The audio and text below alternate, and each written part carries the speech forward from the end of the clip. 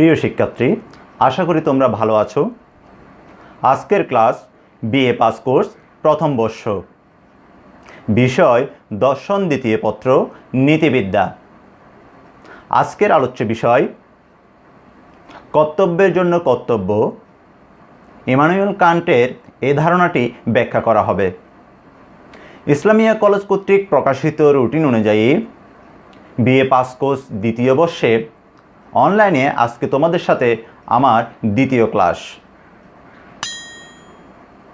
শিক্ষার্থীরা, আজকে যে বিষয়টি আলোচনা করব তা অত্যন্ত গুরুত্বপূর্ণ, কেননা জাতীয় বিশ্ববিদ্যালয়ের অধীনে অনুষ্ঠিতব্য পরীক্ষাসমূহে এই প্রশ্নটি বহুবার এসেছে। মূল ধারাটি ব্যক্ত করার পূর্বে আমি তোমাদের সাথে প্রথমেই জার্মান দার্শনিক ইমানুয়েল কান্ট সম্পর্কে সংক্ষিপ্ত ও অতি গুরুত্বপূর্ণ ধারণা দিই।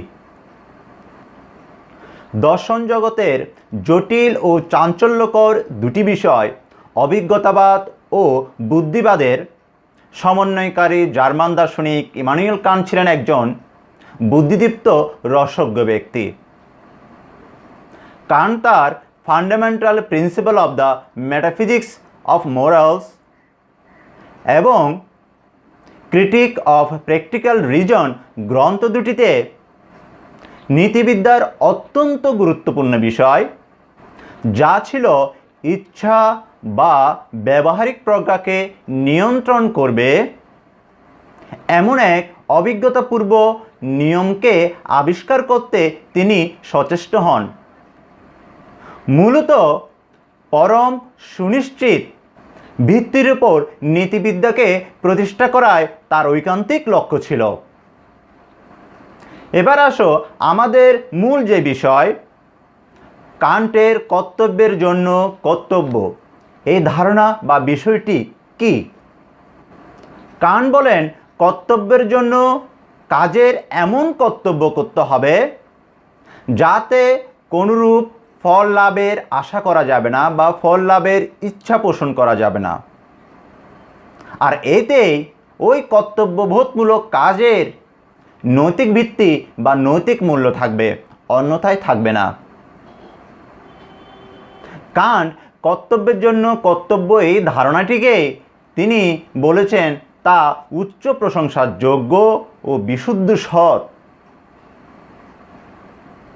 খেয়াল করে শিক্ষার্থীরা, কর্তব্যের জন্য কর্তব্য ও সদিচ্ছার ধারণা উভয়ই সম্পূরক হিসেবে আখ্যা দিয়েছেন জার্মান দার্শনিক ইমানুয়েল কান্ট। সদিচ্ছা বিষয়টি কি? সদিচ্ছা বিষয়টি সম্পূর্ণ ব্যক্তির ক্ষেত্রে আভ্যন্তরীণ এবং ব্যক্তির আভ্যন্তরীণ সৎ ইচ্ছা। জগতে একমাত্রই সদিচ্ছাই সৎ, আর অন্য যে বিষয়গুলোকে আমরা সৎ হিসেবে আখ্যায়িত করি বা বলে থাকি তা মূলত সত্তাধীন সৎ। একমাত্র সদিচ্ছাই সত্যহীন এবং বিশুদ্ধ সৎ, অন্য সবগুলাই কিন্তু আপেক্ষিক সৎ। আশা করি বিষয়টি বুঝেছ। যেমন অর্থ, জ্ঞান, আনন্দ, বুদ্ধি, এই বিষয়গুলা সম্পূর্ণরূপেই আপেক্ষিক সৎ। এগুলো কিন্তু সদিচ্ছার মতো বিশুদ্ধ সৎ নয়, কেননা অর্থের অপব্যবহার হয়, জ্ঞানের অপব্যবহার হয়, আনন্দের অপব্যবহার হতে পারে। তাহলে এই বিষয়গুলো যদি অপব্যবহার হয়ে থাকে, তাহলে এই বিষয়গুলো কখনো বিশুদ্ধ সৎ হতে পারে না। আর বিশুদ্ধ সৎ না হলে তা কর্তব্যের জন্য কোনো কাজেই করা যাবে না বা কর্তব্যবোধ সম্পন্ন কোনো কাজ করা সম্ভব নয়। তাই একমাত্র সদিচ্ছা, এই বিশুদ্ধ সৎ দ্বারাই কর্তব্যবোধ এবং কর্তব্যমূলক যে কাজগুলো রয়েছে তা সম্পন্ন করা সম্ভব। কিভাবে? কেননা ব্যক্তির সদিচ্ছা মূলক যদি কোনো কাজ না করা হয়, তাহলে তা কখনো কর্তব্যবোধ থেকে উৎসারিত হতে পারে না। তাই এক্ষেত্রে বলা যায় যে সদিচ্ছাই একমাত্র বিশুদ্ধ সৎ এবং যার দ্বারা কর্তব্যবোধমূলক কাজগুলো করা সম্ভব। তাই এক্ষেত্রে কান্ট সদিচ্ছা ও কর্তব্যবোধমূলক অর্থাৎ কর্তব্যের জন্য যে কর্তব্যের কাজ করার কথা বলেছেন তা ওতপ্রোতগতভাবে জড়িত এবং পূর্বেই বলা হয়েছে তা সম্পূরক। কর্তব্যের ভিত্তিতে কর্তব্যমূলক কাজ অর্থাৎ কর্তব্যের জন্য কর্তব্য বিষয়টি তোমাদের সাথে আমি স্পষ্ট করছি।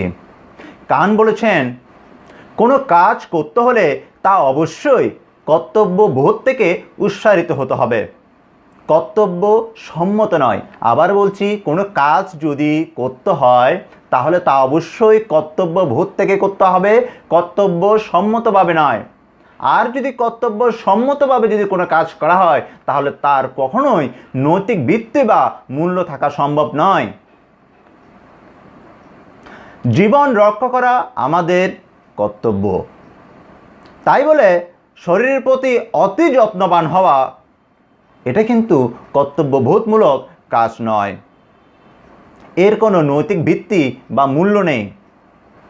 হ্যাঁ, তবে কোনো ব্যক্তির বা কোনো ব্যক্তি মানুষের জীবনে যদি অত্যন্ত দুঃখ থাকে, দুর্দশাময় হয় বা দুর্ভাগ্য থাকে, তাহলে সেক্ষেত্রে ওই ব্যক্তি যদি ওই দুঃখময় জীবনকে যদি সে সুন্দরভাবে সুচারুরূপে যদি পরিচালিত করে তাহলে এই কাজটি কিন্তু অবশ্যই কর্তব্যবোধ থেকে হবে।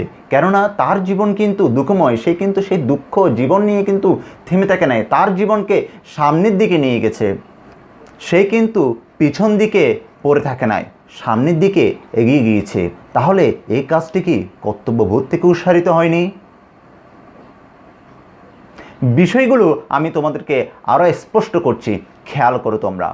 কান্ট ক্ষেত্রে বিভিন্ন উদাহরণের সাহায্যে বলেছেন অনভিজ্ঞ ক্রেতার নিকট যদি কোনো ব্যবসায়ী যদি কম দামে কোনো পণ্য বিক্রি করে তাহলে এই কাজটি অবশ্যই কর্তব্যবোধ থেকে করা হয়েছে এবং কর্তব্যের জন্য কর্তব্য করা হয়েছে।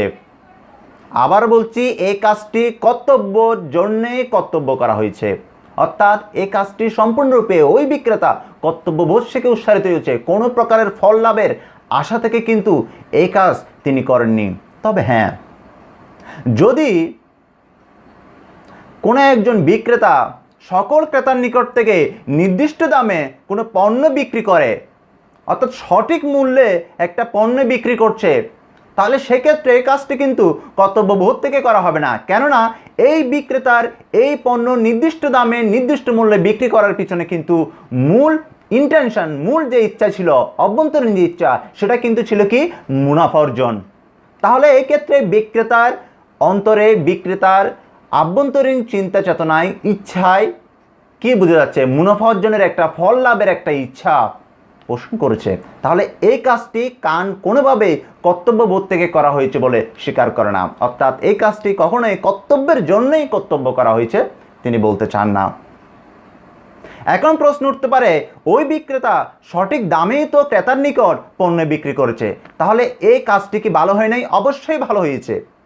নির্দিষ্ট দামেই কিন্তু তিনি পণ্য বিক্রি করেছেন, বেশি দামে বিক্রি করেননি, কাজটি ভালো। কিন্তু কান্ট এখানে বলতে চাচ্ছেন আমার যে কর্তব্যবোধ সম্পন্ন কাজ, সেই কাজটি অবশ্যই কোনো প্রকারের ফল লাভের আশা ছাড়াই করতে হবে।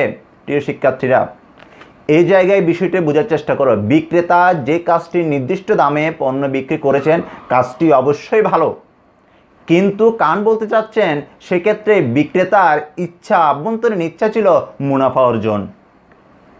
তাহলে সেক্ষেত্রে কান্ট এখানে এই কাজটিকে কর্তব্যবোধ থেকে উৎসারিত হয়েছে সেটি তিনি মানেন না, কেননা তার পিছনে বিক্রেতার একটি ফল লাভের আশা ছিল। আশা করি কান্টের এই বিষয়টা তোমরা বুঝতে পেরেছ। আরও উদাহরণ দিয়ে তোমাদেরকে বুঝাই আমি। ভিক্ষুককে কোনো একজন ব্যক্তি ভিক্ষা দিল। আমরা সচরাচর প্রায় বিভিন্ন সময় ভিক্ষুককে ভিক্ষা দিয়ে থাকি, কিন্তু সবার ভিক্ষুককে ভিক্ষা দেওয়ার কাজটা কিন্তু কর্তব্যবোধ থেকে উৎসারিত হয় না। কেন হয়নি? বিষয়টা আমি তোমাদেরকে স্পষ্ট করছি। যেমন ভিক্ষুককে ভিক্ষা দেওয়ার পর যদি আমি সৃষ্টিকর্তার কাছে আশা করি বা প্রার্থনা করি যে সৃষ্টিকর্তা এর বিনিময়ে যেন আমার থেকে আরও ভালো কিছু সৃষ্টিকর্তা আমাকে যেন দেন, অর্থাৎ ভিক্ষুককে ভিক্ষা দেওয়ার ফলে বিনিময়ে আমি সৃষ্টিকর্তা থেকে কিছু না কিছু একটা চেয়ে বসলাম, তাহলে এই কাজটি কি কর্তব্যবোধ সম্পন্ন হতে পারে? কখনোই হতে পারে না। আশা করি বিষয়গুলো তোমরা বুঝতে পারছ। ভিক্ষুককে ভিক্ষা দেওয়ার কাজটা অবশ্যই ভালো। এখন বলা যেতে পারে আমার আভ্যন্তরীণ যে ইচ্ছা ছিল সেই ইচ্ছাটা কিন্তু ওই ভিক্ষুকও জানে না বা আশেপাশের মানুষও কিন্তু জানে না। তারা সবাই মনে করছে যে কাজটি, যে ভিক্ষুককে ভিক্ষা দিচ্ছে কাজটি অবশ্যই ভালো। অর্থাৎ কান বলতে চাচ্ছেন এখানে ভিক্ষুককে ভিক্ষা দেওয়া অবশ্যই ভালো, কিন্তু তার বিনিময়ে ফল লাভের আশা করো না। যদি ফল লাভের আশা করা যায়, নীতিবিজ্ঞানের নীতি দর্শনের এই কান্টের কর্তব্যের জন্য কর্তব্যের যে বিষয়টি সেটা কিন্তু প্রয়োগ হবে না। অর্থাৎ তিনি বলতে চাচ্ছেন যে ভিক্ষুককে ভিক্ষা যদি আমি ফল লাভের আশা ছাড়াই দিই তাহলে সেটাই হচ্ছে কর্তব্যবোধ থেকে উৎসারিত। অর্থাৎ এই কাজটি কর্তব্যবোধ থেকে উৎসারিত হয়েছে, নতুবা নয়। বিষয়টি ক্লিয়ার? তোমরা বুঝতে পেরেছ? এছাড়াও আমরা আরও বলতে পারি কোনো ব্যক্তি মানুষের যদি কোনো ব্যক্তির যদি শত দুঃখ থাকা সত্ত্বেও অন্যের দুঃখে সেই দুঃখী হয়ে যদি কাজ করে, যদি অন্যের সুখের জন্য কাজ করে, নিজের দুঃখকে তুচ্ছ করে অন্যের দুঃখকে বড় করে সে যদি অন্যের দুঃখী মানুষকে সুখী করার চেষ্টা করে, তাহলে এই কাজও কান বলছেন এটাও কর্তব্যবোধ থেকে করা হয়েছে, এটাও কর্তব্যের জন্য কর্তব্য থেকে করা হয়েছে। তাই এক্ষেত্রে কান বলেছেন যখন নিছক কোনো কর্তব্যবোধ থেকে মানুষকে কোনো কাজে অনুপ্রাণিত করে এবং এই কাজে কোনো প্রকার বাহ্যিক প্রভাব এর বিশুদ্ধতাকে বিনষ্ট করতে পারে না, তখন এই কর্তব্যবোধ ও এই কাজের সঙ্গতিকেই নৈতিকতা বলছেন। অর্থাৎ কান বলছেন এখানে যে কর্তব্যবোধমূলক ও কাজ রয়েছে এই দুইটার সঙ্গতি মিলেই নৈতিকতার সৃষ্টি। কত সুন্দরভাবে কান্ট এই বিষয়গুলো কিন্তু আমাদেরকে মানব জীবনে স্পষ্ট করে দিয়ে গেছেন। প্রিয় শিক্ষার্থীরা, কান্ট তার নীতিদর্শনে, নীতিবিজ্ঞানে তার এই কর্তব্যের জন্য কর্তব্যের ধারণায় তিনি এই ইঙ্গিত দিয়ে গেছেন যে কর্তব্যের জন্য কর্তব্য করতে হবে, কর্তব্যের জন্য আমাদের এমন কাজ করতে হবে যার দ্বারা আমাদের তার পিছনে থাকবে একমাত্র সদিচ্ছা, যা একমাত্র সৎ ও বিশুদ্ধ। অর্থাৎ নিছক কোনো ফল লাভের আশা ছাড়াই আমাদের কর্তব্যবোধ সম্পন্ন কাজ করতে হবে, যাতে কোনো প্রকারের সত্য বা আশা থাকবে না। অর্থাৎ কোনো প্রকার কন্ডিশন, কোনো প্রকার স্পায়ার, ইচ্ছা আকাঙ্ক্ষা ছাড়াই আমাদের সেই ধরনের কাজই করতে হবে। খেয়াল করো তোমরা, কান্টের এই কর্তব্যবোধ সম্পন্ন কর্তব্যের জন্য কর্তব্যের এই যে কাজ করার কথা বলেছেন কতই না সুন্দর, কত বিচিত্র, কত সমাজমূলক, কতই সময় উপযোগী। প্রকৃতপক্ষে বাস্তব জীবনে যদি আমরা জার্মান দার্শনিক ইমানুয়েল কান্টের নীতিবিজ্ঞানের এই ধারণাগুলো, সদিচ্ছা বা কর্তব্যের জন্য কর্তব্যের এই বিষয়গুলো যদি সুস্পষ্টভাবে হৃদয়াঙ্গম করতে পারি, যদি আমরা সুস্পষ্টভাবে যদি আমরা বুঝতে পারি, তা যদি আমরা জীবনে প্রয়োগ করতে পারি, তাহলে এই বিশ্বজগৎ কত না সুন্দর, কত না কল্যাণময় হয়ে উঠবে। তাই প্রিয় শিক্ষার্থীরা, আজকের এই ক্লাসে জার্মান দার্শনিক ইমানুয়েল কান্টের যে ধারণা তা অত্যন্ত গুরুত্বপূর্ণ এবং আমাদেরকে এই ইঙ্গিত করে যে কাজ করো, ভালো কাজ করো, ভালো কাজ করার পিছনে বিনিময়ে কোনো ফল লাভের আশা থাকতে পারবে না। অর্থাৎ নিষ্কামভাবে, অর্থাৎ আমাদেরকে এমন ধরনের কাজ করতে হবে যার ফলে কর্তব্যবোধ থেকে আমাদের সব ধরনের কাজ করা উচিত। আর তার ফলেই সমাজের উন্নতি হবে, ব্যক্তির উন্নতি হবে, দেশ এবং বিশ্ববাসীর উন্নতি হবে। আর আমাদের তাই করা উচিত এবং কান্টের এই ধারণাকে নিজের মধ্যে সমাহিত করে তাই প্রয়োগ করা উচিত। আশা করি ক্লাসটি তোমরা বুঝেছ এবং মনোযোগ সহকারে শুনেছ। তারপরেও যদি ক্লাসটি বুঝতে বা শুনতে তোমাদের কোনো সমস্যা হয় তাহলে স্ক্রিনে প্রদত্ত মোবাইল নাম্বার ও কন্ট্যাক্ট নাম্বারে তোমরা যোগাযোগ করতে পারো। আশা করি আমি তোমাদেরকে যথাযথ উত্তর দেওয়ার চেষ্টা করব। তাহলে প্রিয় শিক্ষার্থীরা, তোমরা সবাই সর্বদা ভালো থাকবে, সুস্থ থাকবে ও নিরাপদে থাকবে। আমার ক্লাস এই পর্যন্ত। পরবর্তী ক্লাসের আমন্ত্রণ জানিয়ে আমার ক্লাস শেষ করছি। ধন্যবাদ সকলকে।